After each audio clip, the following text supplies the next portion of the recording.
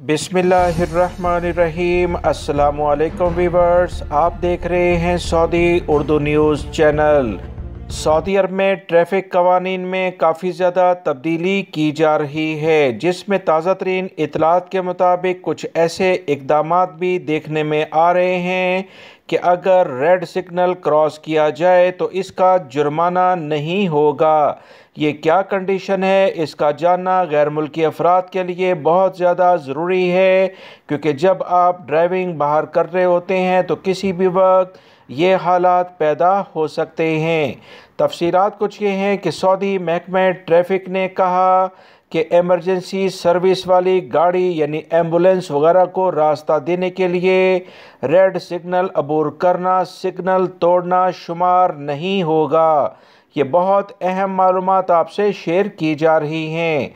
Saudi महकमा traffic की जानिब से कहा गया, ट्रैफिक के दौरान ऐसी सूरत हाल में सिग्नल तोड़ना ट्रैफिक खिलाफ वर्जी में शुमार नहीं किया जाएगा अगर सिग्नल तोड़ने का बायस एमरजेंसी सरकारी सर्विस वाली गाड़ी, फायर ब्रिगेड हो या कोई पुलिस की गाड़ी हो या किसी भी लेवल पर कोई एम्बुलेंस हो, इन्हें रास्ता देना मकसूद हो। ऐसी सूरत में जो भी आगे वाली गाड़ियां हैं वो रास्ता यकीनी तौर पर देने के लिए अपनी पोजीशन चेंज करेंगी। इसी दौरान अगर रेड सिग्नल टूट जाता है तो इन गाड़ियों पर जुर्माने लागू नहीं होंगे।